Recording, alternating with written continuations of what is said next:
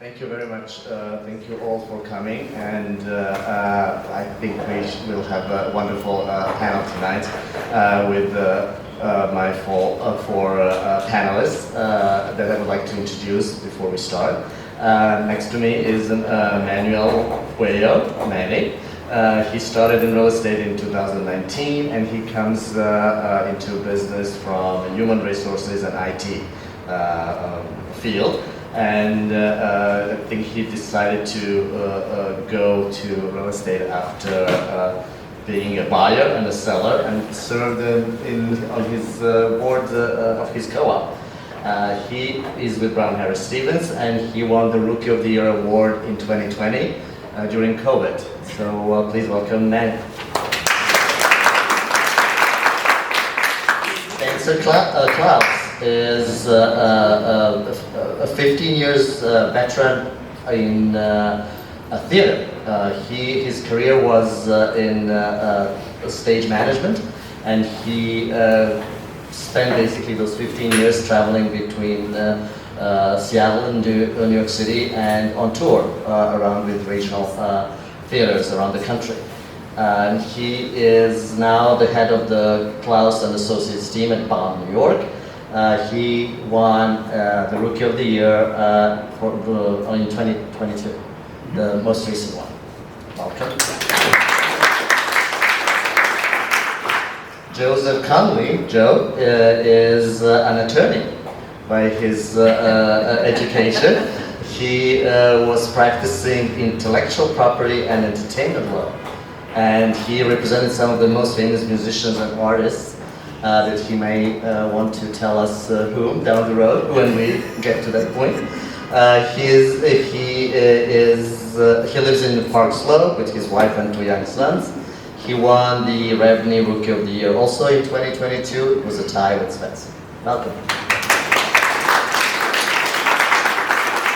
And Clifford Marks. Cliff is 3 years, has been in business for 3 years. He comes to real estate brokerage from real estate development, if I understand well. He was an analyst in the commercial group L&M Development Partners, where he dealt with a number of commercial and retail assets. His educational background is from Binghamton University, and he was the Revenue Rookie of the Year winner in 2021. Welcome. So now to start with, I think more logical would be to start with their beginnings. How did you all started in the industry? What in the past was the previous experience in your previous careers? How did that impacted your first year in business, for 6 months in business? The beginning. Let's start from the beginning. You got it? Yeah. Who's got the mic? Who has the mic? Hi, everybody. Cliff Marks, Brown Harris Stevens. How I got into the business, I'll keep it short. Closer enough? There you go. Okay. It's kind of a funny story for me. I was working in the commercial real estate world in New York City, and a close friend of mine from growing up and from college, it was COVID. The market was obviously on the downturn. And a good friend of mine was, reached out to me because she knew I was in real estate, and she said, I'm thinking about buying, what do you think the next step would be? Do I need to get a broker? And I was like, I'll be your broker. And she was like, can you do that? And I was like, I can if I get my license. So that night I signed up for the licensing exam, and that is a real story. And then I got my license. I joined Halstead at the time, now we're Brown Harris Stevens, and she's still a close friend and a good client. Was my first sale. Wonderful. Thank you. Hey everyone, Joe Conley, also with Brown Harris Stevens, based in Brooklyn. Kirsten mentioned I was an attorney. I was doing intellectual property, not real property. So other than being a renter in New York City, I really didn't have much experience. But I kind of always wanted to do it. I've been in the city for 10 years, and I just love the history and interacting with people. So I kind of came to it from a practical standpoint of what can I do where I wasn't fighting anymore, because I was a litigator for most of my career. And there's an agent on my block who was an older man and older than I am, and I'd see him walking his dog, and he was with brown hair Stevens, and we always struck up fun conversations. He's a completely different person from me. And during COVID, my wife was doing a lot of work remotely, but also holding up, doing deals with our son in her lap, and I was at the office chained to the desk, and we needed to make a change. So for practical reasons of running my own business and having my own schedule and getting away from the billable hour, I wanted to make the switch, and I just approached my neighbor. We had a number of chats, and he introduced me to Brown Hair Stevens and offered to be my mentor, which is one of the kind of topics we might talk about tonight, and the rest is history. Thank you. Let's see. I was going to say. Okay, cool. Hi, I'm Spencer. I come from a theater background, as was mentioned. I was a stage manager for about 15 years. I still do on occasion. Part of the reason why I came to real estate was because I actually got burnout as a stage manager, which is very common. Early burnout is prevalent in that industry. So I needed something new that was going to give me a little bit of flexibility, that was not going to take every single hour of my day, but as we know, sometimes it does. So I actually was in the middle of a rehearsal for a pre-Broadway run of a show, and popped open my laptop and signed up for a real estate licensing course online. And that was how I started getting licensed. So yeah, that's kind of my story. Hello, Manny Fueo. So I started in 2019, as Tristan told you. I had thought about real estate for a long time. I'd always been interested in it. I think anyone living in New York is fascinated by the amount of money that people pay to buy an apartment, to rent, etc. I had a handful of friends that were real estate agents.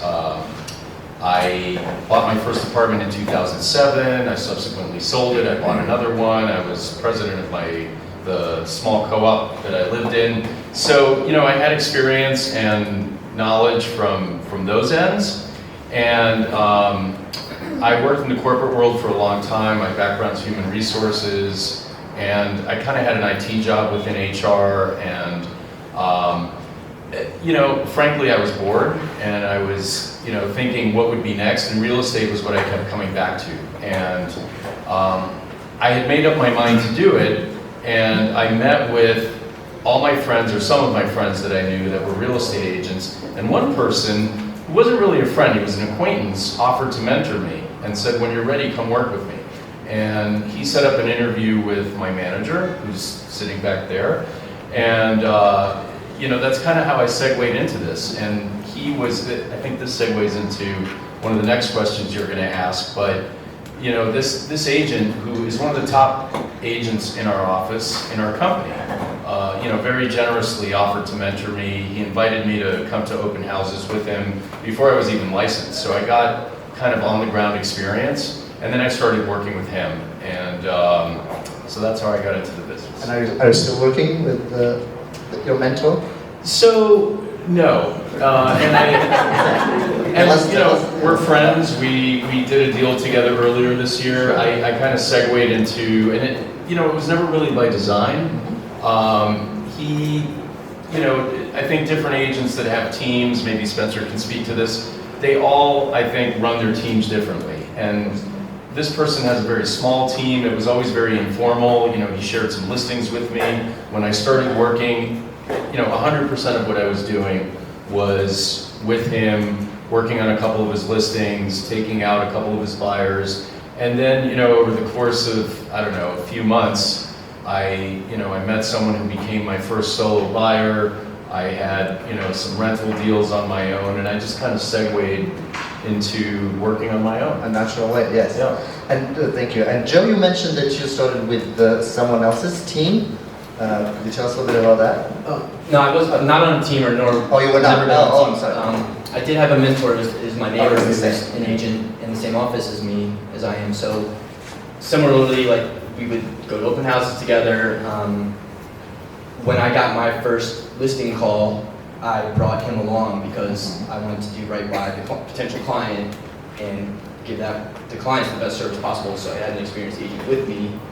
So that's like kind of how our compensation structure went. But there's no formal agreement, or he's a friend to me now. I mean, more than anything. So we do work together. We have a couple buyers that we work together. We do some commercial stuff as well. And so he calls me up, hey, someone called me, you want to hop in the car, let's go down. We do that, but nothing formal. That's great. Good. Great. Well, thank you for this intro. Now let's move on to your business taking off. Obviously, you're all award winners, so it obviously means that you managed to take off pretty quickly. I mentioned to Corinne when we were preparing for this that it took me 11 months to do my first sale, and these gentlemen got their awards probably after a year in business. So tell us a little bit, how long did it take for your business to take off, and like specific one or two maybe catalysts that that allowed you to get to the next level. I'm holding the mic, so I'll go real Yes, quick. please. I'd say about 6 months. So I started in the fall, and being the brilliant person that I am, I started, and then 2 months later we had our second child. So I took a non-paying job with a second kid in New York City. So we took a little bit of time off after baby number 2 was born. He's about to turn 2. And so took a little time off, but was still connecting with my network, my sphere of influence during that time, and still kind of going to the office because I live nearby. But it took about 6 months, and by the time spring came around, I had my first listing for sale, as well as my first 2 buyer contracts out, and also a rental listing. And it was through a lot of the kind of traditional methods of peppering your sphere and going to the office and connecting with other agents. My theme is people and process, which I'll touch on some more tonight, but those 2 things got me through the first 6 months, and then it kind of took off from there. Cliff? I don't specific timeline of first deal you said, or just in the beginning. Just when you start feeling that you're taking off, Yeah. from. I still feel every day I'm working on that. We all are. But yeah, I mean, I think a lot of people say the first several months are it's a lot of working your network, making sure everyone knows you're doing what you're doing and that you can be a resource for them. For me personally, when I first started, it was still COVID. I got my license in August 2020. It was very much COVID. So the market was in a different place. I mean, a lot of my first deals were, they were doing OP, and it's like, now it's unheard of, but like landlords were paying tenants, brokers fees. So I had friends that were tenants, and I was running around and trying to put them in rentals, and the landlords were paying. It was awesome. Now it's like, if a tenant can find a landlord to pay the landlord's broker fee, they're happy. But anyway, also I also connected with a more senior agent in my office, and he was mentor to me, and then we've since teamed up, and now we're a team. But that was hugely helpful, being put on listings, working open houses, connecting with buyers, working that angle there, just working with agents in the office, and really hearing how people talk as real estate. Being in the office, I think, was really helpful even at that time. So yeah, that's wonderful. How about you, Spencer? You managed to form a team really quickly. I did, which is still a surprise to me today. Yeah, so, oh God, I'm being reminded to say how many rental transactions I did in my first year. So my first year was, it started February 28th of 2022 through the end of the year. And in those, I would generously say 10 months, right? Yeah. 10 months, I did about 72 rentals, and I had 2 sales closed already by the end of the year. So I really jumped in hard. I came into a firm that had a sort of mentorship program built built into their own kind of ethos in the office, where they had some kind of senior agents that were meant to be trainers, teaching you how to do the deals, do your apps, get good paperwork, how to qualify clients. But the firm also had a significant number of listings for the firm to advertise. So I had a handful of listings I could use on StreetEasy, on RentHop, on our website, through regular syndication, things like that. So I went off as a very independent agent, started making good friends, ended up meeting my business partner, who now we own the team together. And we have since moved to a new firm and continued to kind of grow how we're looking at that. What's the full, how do we take off? Yes. So, sorry. So the way I took off, I actually got my first client the night before I started.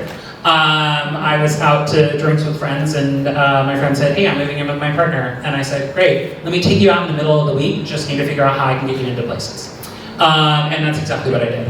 I figured out how to get people in, and by the Friday of my first week, I had a lease ready to sign for my friends. So it took me 5 days to close my first rental. And I think that's what really set me up, was just that I got that experience right out the gate. So that's what I always tell people, like when they're brand new, like just go do be. Because it comes back tenfold. Just a little question. How about 69 other people that you will take? It was honestly, I did a little bit of my morning network, but a lot of it was cold, especially with buyers. I leaned heavily into StreetEasy Experts. I think it's a fantastic program. I know it gets a bad rap. But if you are really good at qualifying people and getting to know people, it can be a really great cold lead source. That was one of the ways. And then honestly, just like StreetEasy, RentHop, stuff like that. Really just working leads that are coming in, day in, day out. That's really how, yeah. So now you've converted to City Snap. Remember where you are. I do City Snap on occasion. So what do you Manny? So, I think my first 6 months, I closed a rental deal and made like, a couple $1,000s gross, so there wasn't a lot of money. But towards the end of the first year, like I said, I had met someone who became my first solo meaning I didn't share it with. The person I was working with, client, his purchase closed, I think 9 months into my real estate career. I closed right under a year. It was right after the lockdown too. I had a substantial sale close. So I was happy about that. Like the lockdown happened and I was like, well, if this closes, if nothing else happens this year, at least I had this. And it did. It did. During the lockdown. Yeah. Around. Yeah. Luckily, had a couple other crazy stories around the lockdown, but we'll get to that. And, and then I would say right after after the lockdown, that fall, which was a fun time to have rental listings. I had several rental listings. That was kind of a struggle, but it was also very educational, about not only rentals, but, how you manage a rental listing when everyone's left town, and the owners are paying OP and so forth. So yeah, I would say, a year plus for me. Right. And I'll also add, similar to these gentlemen, a lot of it for me, most of it for me has been referrals. Working the sphere of influence, I've gotten a lot of business from friends, referrals from friends, more referrals from friends than anything, that have amounted to good clients. Wonderful, thank you. So now that we know that you took off in your business, let's go into a little more specific questions. If you would like to share with us some of your most successful strategies to develop your business. what do you do every day in order to grow? What do you do every day or as needed in order to get listings? Sure. So, General business. yeah, Not just listings. I have focused a lot on sphere of influence. At the beginning, it was, focused on getting the word out there that I was now a real estate agent, meeting with people, meeting with friends. I met with people that I used to work with since I had, left one career and, knew a lot of people there. I had been at my company a long time, so I went and had coffee with them, lunch with them, started marketing myself, get the word out, sphere of influence, work with a mentor, like I said before. I didn't use social media a lot. I know we have some questions around social media, but I found that to be a good tool. So I'll save that for when you're asking. No, why not? Since you mentioned social media, I'm curious. Specifically, has any one of you actually sold a property on social media, just from social media, or how does social media help your business? I haven't sold a property directly from social media, but I've definitely I gotten. don't think anyone. That's But it helps. I've Yeah. made appointments to show it. I've had people reach out saying, "Oh, can I see that apartment?" And I have definitely acquired clients from social media. I think social media is good for raising awareness, keeping yourself in people's minds. I've had a lot of people say to me, "Wow, you're very successful." I've seen, because I post, I closed the sale, this is in contract, etc. And I'll also say, like, I'm not. It's uncomfortable for me. I don't like self-promoting. I think it's weird. Putting like, because part of me thinks like, who cares? Like, do people really care that your sphere of influence that you close the sale? But they do on some level. They do on some level, and they it plants a seed. So I've definitely gotten business from social media. Anybody else? I have not, but I have had a team member close rentals. They've definitely gotten a lot of rentals closed through social media, just doing like Any video particular- TikTok, I think, mostly. Just like TikToking, like walkthrough videos has been her thing. And she's doing pretty fantastic with it. She's getting leads out of it. On the topic of social media, no deals, but I basically use it to stay top of mind. I had a private account before I joined, and then when I switched into real estate, I made a new account. And I try to keep my kids off of it, but who are content gold mine, but they're not consent yet. But so one thing that I didn't do this on purpose when it comes to social media, but in addition to starting a new career and having a new second baby, I signed up for the New York City Marathon for the first time and was doing fundraising, and that turned out to be a really awesome reason to post, because if anyone who's trained for one, it's super time consuming, so you're doing it anyway, but towards the fall, you're doing lots of long runs and you can pick and choose and get great shots of the city. Like Manny, I don't like to really self-promote, so they weren't really selfies, they were more like, here's the Lower East Side at 7 a.m. on a Saturday, like when else are you gonna be there? Maybe 5 years ago, 10 years ago I was, but I wasn't in the state to take a picture. So the marathon was super helpful in addition to being an awesome charitable thing, which was ended up being part of the revenue package for the award. And then back to what was the original question, was just like similar to about your routine. Networking with your network. So I was doing, lunches, coffees, drinks with my personal network, and then in addition to your personal network, the biggest source of business for me has been other agents. I mentioned I'm based in Brooklyn, so a lot of the New York City Manhattan agents don't know Brooklyn or don't care to come across the river, so I found a reason to meet with them, whether it was we went to the same alma mater or we had the same interest or something. And from there, I've gotten a pretty good amount of business. Wonderful. Cliff? On the social media question, I never was a huge, kind of like Manny, it was always a little uncomfortable to do the self-promotion thing. I think you kind of have to do it because it keeps everything top of mind, lets everyone know you're selling real estate. People like to look at real estate. People are interested in real estate. When I first started, I made a real estate page separate from my personal page. I think that was an epic fail. It just felt uncomfortable. No one cared about only looking at real estate, so I kind of weaved it back into my personal thing. I don't do a ton, but I do it to kind of keep top of mind with people. And what do you do? Just like, I'll put up a story if we have a new listing. I'll put up which media? Mainly Instagram. LinkedIn, I guess that's social media.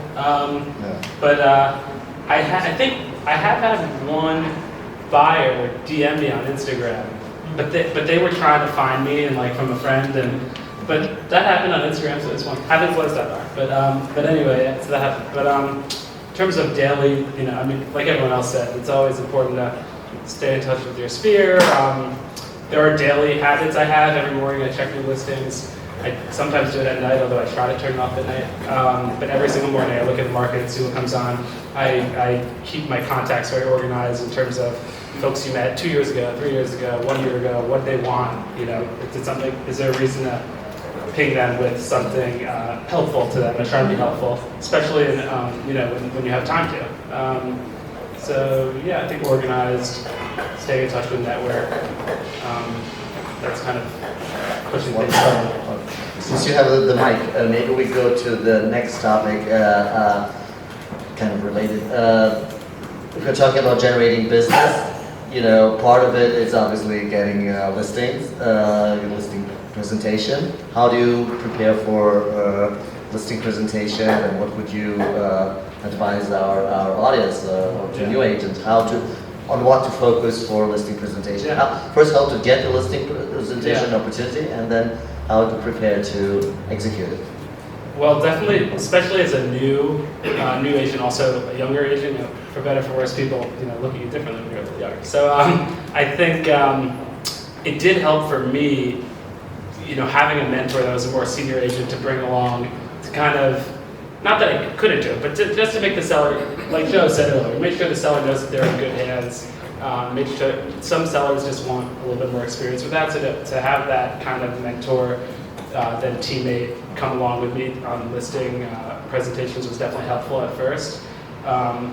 I always think it's nowadays you can get information from a lot of places, so as much information as you can get on the building before you meet with the seller. If there are assessments going on, if there's projects going on, maybe that owner doesn't even know about it. Maybe it's going to happen, and Board Packager has so much information for getting to the managing agents now.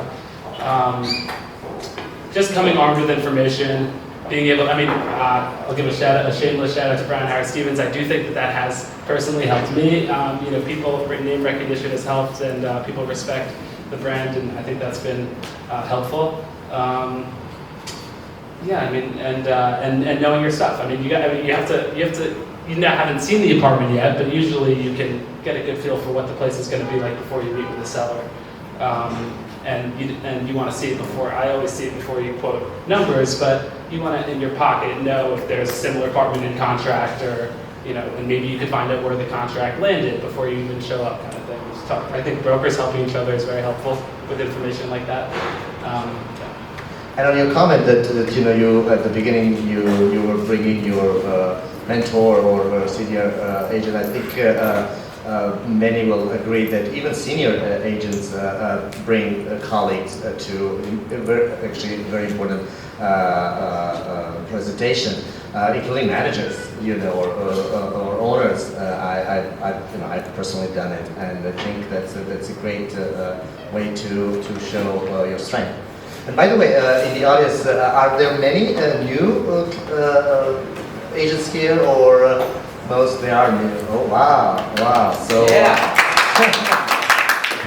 thank you. So I hope the information that you're getting from our panel will be helpful in your business. Next question would be about converting direct inquiries or direct buyers. People that call you on social media or on your listings. My experience is that most of them these days call you directly because they think that for whatever reason they don't need their own broker. what do you think about that, and how do you, or if you try to convert them to your customers, to not sell them the property they call you on, but try to work with them and sell something else? Am I hogging this too much? Or No, yeah, you can, maybe just. I can speak from cold and everything. I'll go quick. I think a lot of this industry is about people, right? It's a relationship business, so it's like trust, competency, and vibe. So to get a cold lead or a cold buyer, it's all about getting that person to trust you, to show them that you know what you're doing, and also that you can get along with them, because it's a pretty personal thing when you're working with them. So, I have the legal background, so people tend to think that that's trustworthy, and then I say competency now. I would like to say expertise, but I still feel I'm too new to be a total expert. So hopefully that'll change. And then vibe, I try to tell them that this should be fun, and try to know them and connect with them like you would any other time, and get them on your side. And once you can kind of get over that hurdle and show them that you really are working for them, they'll be loyal. That's how I've come to experience so far. Very well put. Just to add, I like to just get on the phone. That's my biggest thing, is like once I'm on the phone, people know who I am, they hear who I am, they start trusting me more as, again, a younger person in the industry. That trust is really difficult to get immediately sometimes. There's a assumption of a lack of knowledge or a lack of expertise. And I just lean into what I do best, and talk about the things that I do for my clients, that really puts a lot of faith in me, I think, from them. Like, just being able to talk about how I approach things creatively. I don't look at one scenario, I look at 10 in front of me. Things like that, like the way that my brain works. I try to explain that. Because that, I find, instills a lot more confidence that I'm going to make it to the finish line with them, rather than, hey, I know you don't know me, but I'm really great, right? That does nothing. Let me tell you about my brain process and where I'm going to take you with me, is how I usually approach it. So, if it's an inquiry, if they're like, if I have a listing and I have a direct buyer contact me, presumably they want to see the apartment. So I think in that scenario, that's gold, because you're gonna get them to come see the apartment and spend time with them. And for me personally, I feel like, that's I'll call it a talent of mine. Like I'm really like, once I'm one-on-one with you, I'm pretty confident that I don't know that I'll get their business, but I'm good at talking to people, I'm good at, with their time and so forth. If it's a different type of lead, like if you're cold calling or, street easy experts, that's a whole different animal. That is a lot more challenging, I think, because that... In which sense? Well, they're not reaching out to you knowing that you are a buyer's agent. So you have to, kind of coax them to even talk to you. Sometimes some are open, but and so that's a whole different ball of wax. But I feel like if the way the question is worded, which is a direct inquiry, I think that's, I don't want to say easy, but they're calling you to find out about your property that you can show them. So you'll have a captive audience there. And once you have them in the apartment that they call you on, and you see, or they tell you that one doesn't work. Yeah. For them. Let me show you other properties. And if they shy away from that, I will go through my pitch of why they want to work with a buyer's agent. And maybe not in those words, I'll smooth it out a lot more than that, but I'll negotiate for them. I can do the search for them. I can make appointments for them. We have relationships with the listing agents that will get us in the door. And then what I say for last is it's free. You're not paying any money, and you're not going to save any money. I'll save you money by negotiating for you. You are not going to save any money not working with an agent. Very good point. But in my experience, a lot of those people that kind of don't want to work with the buyer's broker have a perception that they will be saving during negotiations because in their mind the seller won't need to pay two brokers, but it's paying one broker. Which of course I have the answer for them. But what do you how do you handle that? Well, I was going to tag on, but I'll answer that first. So I always say it's free. I love that phrase. I also love the phrase just to throw on top of everything that you just said. I usually say too, and end with the also it's free. But I leave them with the knowledge that I can literally get you into anything. I can represent you anywhere. You don't have to go look for another broker. If you like me, great, stick with me. If you don't like me, bye. I don't care. I'm not hurt. You don't like my vibe? Great. We shouldn't be working together. Truly. If you don't like your broker, why would you work with them, right? As a buyer. I lay that just like I did out in front of my clients. And so I say those exact words to them. So I always like leading with that as well. That I can represent you anywhere if you like me. It's really just about whether or not you like me. That's a very good point. Do you have any? Okay. How about let's move on to the market condition and how does the market conditions impact how you do your business, your day-to-day business, and how you approach all the tasks? I can start. I'm just being mean. Yeah, go for it. Go ahead. I think it really depends where you're talking about, honestly, because I personally do work in Brooklyn and Manhattan, and it's like night and day, the two different markets right now. It feels like two different worlds. Brooklyn being much more active. Many neighborhoods in Brooklyn being it's a supply-demand thing. There's just not a lot of supply in a lot of Brooklyn neighborhoods right now. So you'll go to an open house there, and there'll be 15 other people, and if you do an open house not by appointment in Manhattan, you're sitting there, with your hands in your lap for 2 hours, and no one comes. They used to say that Manhattan inventory is limited. Yeah, so it's been shifting. I think COVID contributed to that a little bit. But I think the flip side is, and especially for newer agents, at least I found as a newer agent, it was not easier, but more natural to connect with buyers maybe than sellers. I think there are more opportunities to meet with buyers than sellers, and I think when the market shifts like it is right now, it's actually more leverage for buyers than it has been probably since the thick of COVID.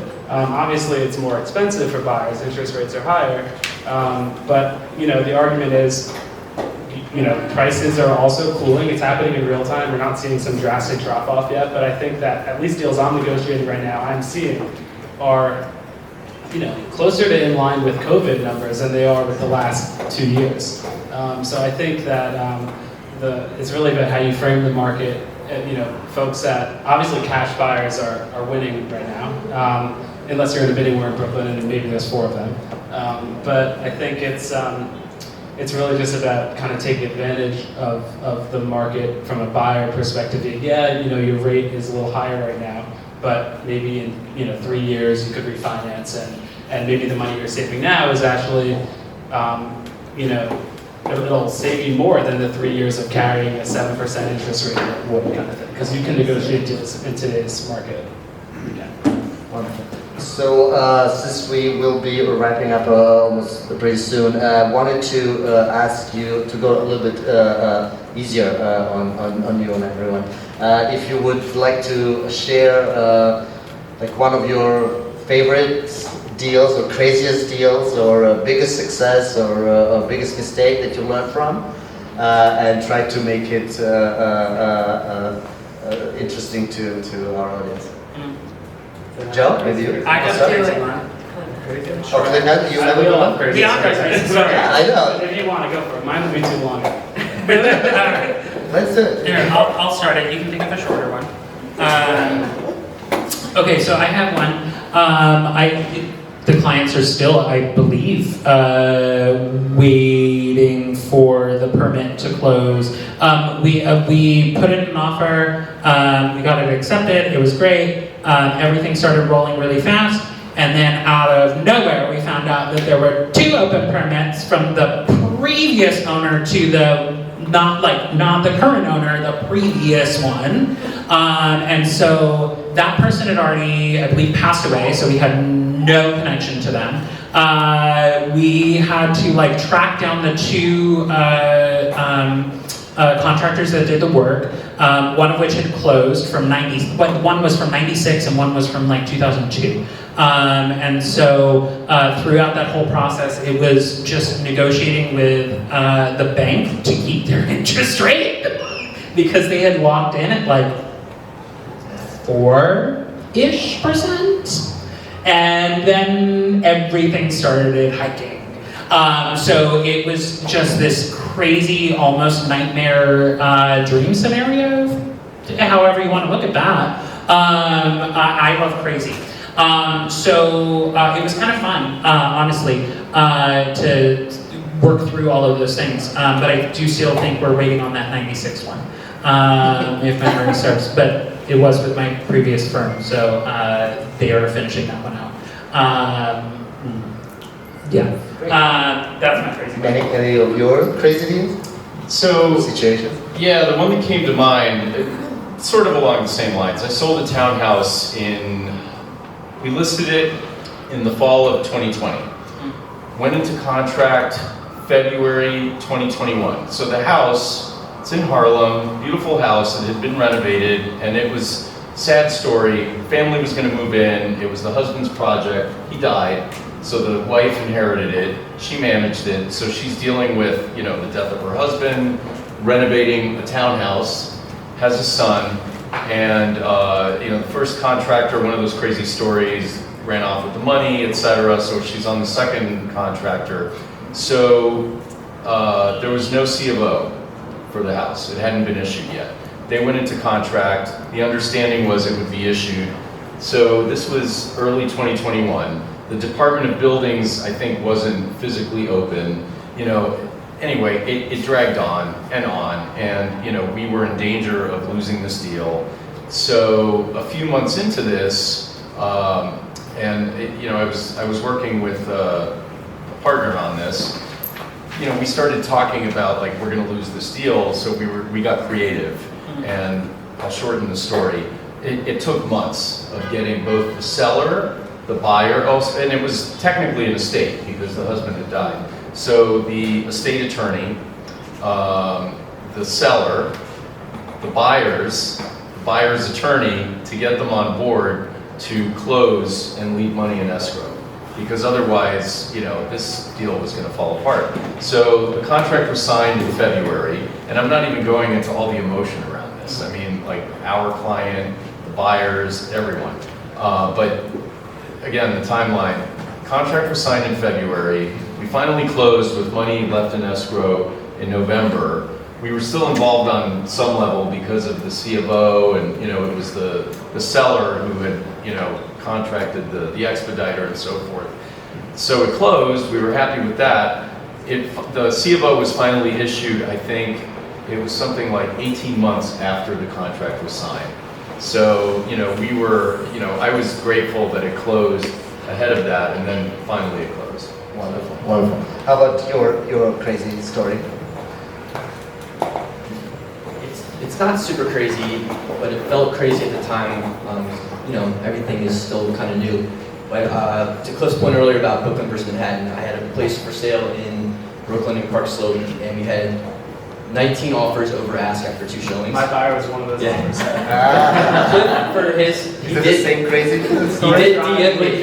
Yeah. He did DM me, and I did post on Instagram, so maybe I did get an offer from Instagram.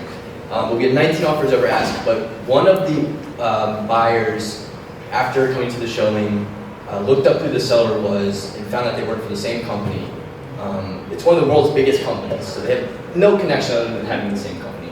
And the buyer emailed our client directly saying, hey, I'd love to offer you a certain price, but you don't have to pay your brokers. Fortunately, the clients told us, so we wrote to the buyer, said everything goes through us. And then not only did that buyer submitted an offer, his fiance who was buying it with, her dad was a litigating attorney at a white shoe firm in the city. So he writes, I'm going to be their agent, and I'll waive my commission, thereby sweetening the pot even more. And this is where I got to play a little cat and mouse with him and say, well, are you a licensed broker? He writes back, no, and he's like underlining statutory law, and I'm like, well, as a member of the bar, I am, you know, just wanted to mess with them a little bit, and I know the guy's firm, so it's like, and they had a super high offer, but they had some crazy contingencies anyway, so they didn't get it. Did they get? They didn't. No, and also to the seller's credit, when we presented all the offers to them, even though this particular offer was really high, they didn't even want to deal with this person. So to the point about buyer's agents, whatever, like everyone's doing crazy things to try to get a leg up, but ultimately people get skeeved out by that stuff. So credit to the seller. What? Crazy story? Which one? My story is more about crazy with the personalities I was working with, but I'll try to keep it short. This is we probably closed in early 22, and I probably met the buyers in like early 21. It was very COVID times, and anyway, it was a couple. They were going to be co-purchasing a co-op with the wife's father, who was a really, really nice guy. The story does get a little sad, but I'll keep it quick. Anyway, so we do a ton of shopping, around shopping, meaning we're touring apartments, we're looking for properties, and you know, we find something, we get an accepted offer after back and forth with the sponsor forever.